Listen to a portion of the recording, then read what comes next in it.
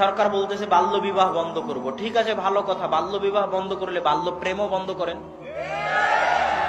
বাল্য প্রেম যদি বন্ধ করতে না পারেন, তাহলে বাল্য বিবাহ বন্ধ করার কোনো অধিকার আপনার নেই। বিবাহ হচ্ছে রাসূল সাল্লাল্লাহু আলাইহি ওয়াসাল্লামের সুন্নাত। বিবাহ করতে হলে আল্লাহর রাসূলের পদ্ধতিতেই করতে হবে। বিবাহ করতে হলে রাসূল সাল্লাল্লাহু আলাইহি ওয়াসাল্লামের পদ্ধতিতেই করতে হবে। বাংলাদেশ, ভারত, পাকিস্তানে বিবাহের অনুষ্ঠানের নামে যা হয় তার সবই হিন্দি মুভি আর হিন্দি সিরিয়াল আর হিন্দুদের কৃষ্টি কালচার থেকে আসা সংস্কৃতি। বাংলাদেশ হচ্ছে শিরক বিদআতে ডুবে থাকা দেশ। এই জন্য এদেশের প্রত্যেক অনুষ্ঠান কৃষ্টি কালচারের সাথে শিরকের মিশ্রণ আছে।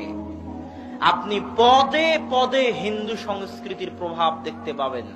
স্বামী মারা গেলে বিধবাদের বিবাহ হয় না, এটা কাদের সংস্কৃতি? হিন্দুদের সংস্কৃতি। ওটা মুসলমান সমাজে আছে না নাই? আছে। পদে পদে যদি আপনি গবেষণা করেন তাহলে দেখবেন হিন্দু সংস্কৃতি, হিন্দুয়ানি মুশরিকদের সংস্কৃতির প্রভাব আপনি বাংলাদেশের সমাজে দেখতে পাবেন। তার একটা বড় অংশ বিবাহ। বিবাহের সকল অনুষ্ঠান হিন্দুদের থেকে ধার করে নিয়েছে মুসলমানেরা। অথচ আল্লাহ রাসূলের যুগে বিবাহ এত সহজ ছিল, এত সহজ ছিল, এত সহজ ছিল যে আল্লাহ রাসূলের সাহাবী বিবাহ করেছে, আল্লাহ রাসূল জানেনই না। আল্লাহ রাসূলের সামনে এসে একজন মেয়ে বলতেছে, আল্লাহ রাসূল আমি আপনাকে বিয়ে করতে চাই। আল্লাহ রাসূল মুখটা ঘুরিয়ে নিয়ে বলতেছেন এক সাহাবীকে, তুমি বিবাহ করবা? তো বলে, হ্যাঁ আল্লাহ রাসূল আমি বিবাহ করব। তোমার কাছে আছে কিছু মহরানা? তার বাড়ি ঘর সবকিছু খুঁজে দেখা গেল কোনো মহরানাই নাই। আল্লাহ রাসূল বললেন, যাও কোরআনের বিনিময়ে তোমাদের বিবাহ পড়িয়ে দিলাম। আল্লাহু আকবার। কত সহজ বিবাহ, কোনো অনুষ্ঠান নাই, কোনো জাহাই ঝামেলা নাই, মসজিদের মধ্যে তাৎক্ষণিক আল্লাহ রাসূল বিবাহ পড়িয়ে দিলেন। কেননা যে সমাজে বিবাহ যত সহজ হবে ওই সমাজে জেনা তত কম হবে, আর যে সমাজে বিবাহ যত কঠিন হবে ওই সমাজে জেনা তত বেশি হবে। আর ওই সমাজে অবৈধ সম্পর্কের উপর ভিত্তি করে মুভি, সিনেমা, সিরিয়াল, পর্নোগ্রাফি দেখার দর্শকদের সংখ্যা তত বেশি হবে, তাদের ব্যবসা তত বেশি চলবে। সরকার বলতেছে বাল্য বিবাহ বন্ধ করব। ঠিক আছে, ভালো কথা। বাল্য বিবাহ বন্ধ করলে বাল্য প্রেমও বন্ধ করেন। বাল্য প্রেম যদি বন্ধ করতে না পারেন, তাহলে বাল্য বিবাহ বন্ধ করার কোনো অধিকার আপনার নেই। আমি আপনার বাল্য বিবাহ বন্ধ করাতে বিরোধী নই, তবে আপনার শর্ত হচ্ছে বাল্য বিবাহ বন্ধ করতে চাইলে আগে বাল্য প্রেম বন্ধ করতে হবে, আর বন্ধ করতে না পারলে বাল্য বিবাহ চলতে দিতে হবে। সম্মানিত উপস্থিতি, এই জন্য সমাজে বিবাহ রাসূল সাল্লাল্লাহু আলাইহি সাল্লামের যুগে ছিল সহজ, পবিত্র সম্পর্কের উপর ভিত্তি করে তৈরি।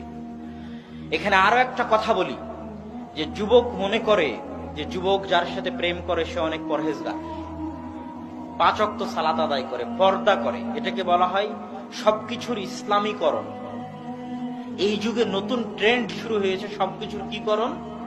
ইসলামিক মুভি, ইসলামিক নাটক, ইসলামিক সিনেমা, ইসলামিক প্রেম, ইসলামিক সিনেমা হল, এমন কিছু বাকি নাই যেটার ইসলামীকরণ হয়নি। ইসলামী গান, কত বক্তা নিবেন যারা অশ্লীল গানের সুরকে নকল করে ইসলামী গান বানিয়েছে, এদের হাঁটু জলে ডুবে মরা উচিত, এদেরকে ঝেঁটিয়ে মঞ্চ থেকে বিদায় করা উচিত।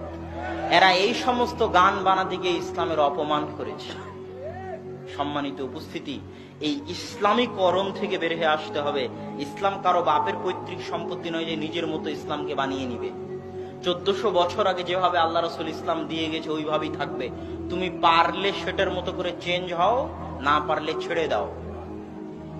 আজকে আপনি হিন্দু হন, কতজন হিন্দু হয়ে গেছে, তাদের কিছু চেঞ্জ হওয়া লাগেনি। কতজন খ্রিস্টান হয়ে গেছে, তাদের কোনো কিছু পরিবর্তন করা লাগেনি। নিজের মতো করে হিন্দু ধর্ম বানিয়ে নিয়েছে, নিজের মতো করে খ্রিস্টান ধর্ম বানিয়ে নিয়েছে। কিন্তু কেউ যদি মুসলমান হতে চায় তো ইসলাম তার মন মতো পরিবর্তন হবে না। ইসলাম ধর্মে আসতে হলে নিজেকে পরিবর্তন করে নিয়ে, ইসলামের মতো পরিবর্তন করে নিয়ে ইসলামে আসতে হবে। ইসলাম মানে কি বলেন তো? ইসলাম মানে কি?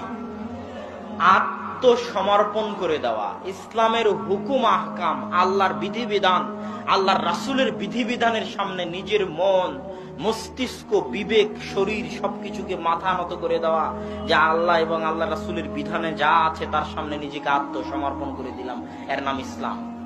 অতএব কোন অবৈধ কাজের ইসলামীকরণ চলবে না। যুবক, তুমি ধোকার মধ্যে আছো। তুমি যার সাথে যেটাকে প্রেম বলতেছো, এটা প্রেম নয়, এটা জেনা। এটার ইসলামের এটার নাম কি? জেনা। আপনি যদি জেনার সম্পর্ককে প্রেম বলেন, তাহলে ইসলামকে অপমান করা হবে। অপমান করার গুনাহ আলাদা, আর গুনাহ করার গুনাহ আলাদা। আপনি দাড়ি কাটেন না, এটার গুনাহ আলাদা, কিন্তু দাড়িকে অপমান করেন, এটার গুনাহ আলাদা। ইসলামের কোন বিধিবিধানকে অপমান করা মানে ইসলাম থেকে বের হয়ে যাওয়া, ইসলাম থেকে খারিজ হয়ে যাওয়া, কাফের হয়ে যাওয়া। আপনি সালাত আদায় করেন না, এটার গুনাহ আলাদা, আর সালাতকে অস্বীকার করা, যে কিসের সালাত, আমি সালাত পড়বো না তো কি হয়েছে, এটার গুনাহ আলাদা। আপনি প্রেম করেন, কিন্তু প্রেমকে ইসলামীকরণ করিয়েন না, ওটাকে প্রেম বলিয়েন না, ওটাকে বলেন জেনা। জেনা বলে জেনা করেন, তাহলে একটা গুনাহ হবে। আর জেনাকে প্রেম ভালোবাসা নাম দিয়ে জেনা করলে ইসলাম থেকে বের হয়ে যাওয়ারও সম্ভাবনা আছে, কেননা তখন ইসলামের অপমান হয়। আপনার সম্পর্ককে ইসলাম কি নাম দিয়েছে? জেনা। ওটাকে ইসলাম প্রেম ভালোবাসা নাম দেয়নি। অতএব যুবক, স্ত্রী বাছাইয়ের ক্ষেত্রে সজাগ ও সচেতন হতে হবে। তুমি তাৎক্ষণিক আবেগকে প্রাধান্য দিয়ে ভুল পথে পা বাড়িয়েছ। রাসূল সাল্লাল্লাহু আলাইহি ওয়াসাল্লাম বলেছেন, মহিলাদেরকে বিবাহ করা হয় 4টি জিনিস দেখে, তার মধ্যে কিছুই যদি না থাকে তো অবশ্যই দিনদারিতা দেখিও। কেননা সারা দুনিয়াকে এক পাল্লায় রাখলে আর দিনদার নারীকে এক পাল্লায় রাখলে দিনদার নারীর পাল্লা ভারী হয়ে যাবে। ইব্রাহিম আলাইহিস সালাতু ওয়াস সালাম যখন সারাকে নিয়ে সফর করছেন, তখন দিনদার মহিলা আল্লাহর নিকটে দোয়া করতেছে, আল্লাহ আজকের এই বিপদ থেকে তুমি আমাকে উদ্ধার করো। তার নাম সারা। আল্লাহ সাথে সাথে তাকে উদ্ধার করেছেন, কেননা তিনি দিনদার মহিলা। আল্লাহ খাদিজাকে বলতেছেন, জিবরাইল খাদিজাকে গিয়ে বলো যে আল্লাহ আপনাকে সালাম পাঠিয়েছে। মহান প্রতিপালক একজন মহিলাকে সালাম পাঠায়, মানে মহিলা দিনদার। মারিয়াম আলাইহাস সালাতু ওয়াস সালাম আদর্শ পরিবারের গুরুত্বপূর্ণ বৈশিষ্ট্য।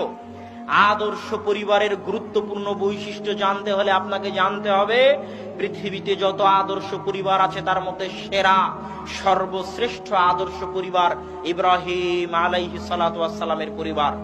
ইব্রাহিম আলাইহিস সালাতু ওয়াস সালামের পরিবারের চাইতে শ্রেষ্ঠ আদর্শ পরিবার দুনিয়াতে আসেনি। আমাদের নবী মুহাম্মদ সাল্লাল্লাহু আলাইহি ওয়াসাল্লামও কার পরিবারের বংশধর?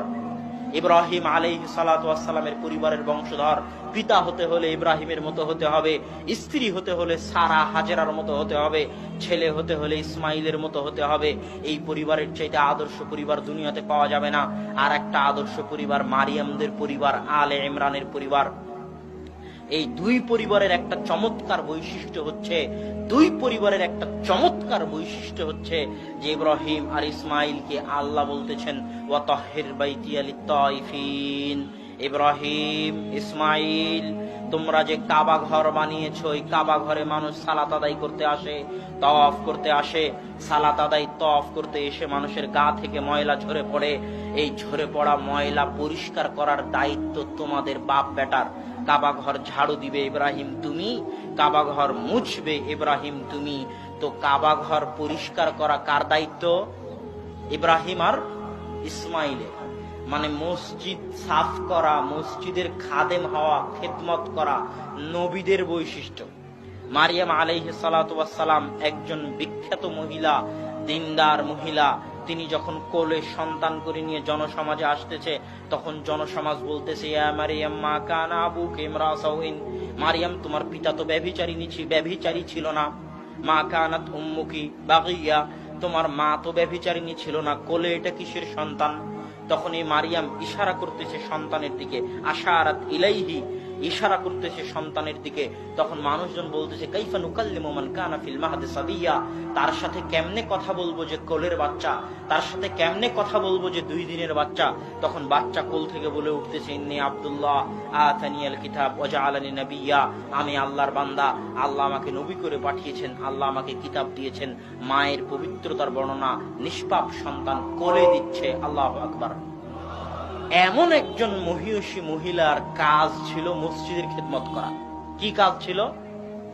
কথা বলেন না কেন? তার কাজ কি ছিল? মসজিদের বাইতুল মাকদিস ঝাড়ু দেওয়া, বাইতুল মাকদিস পরিষ্কার করা, মুছা কার কাজ ছিল?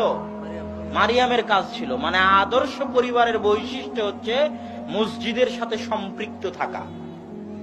আপনি যদি আদর্শ পরিবার গড়তে চান তো অবশ্যই আপনাকে মসজিদের সাথে সম্পৃক্ত থাকতে হবে।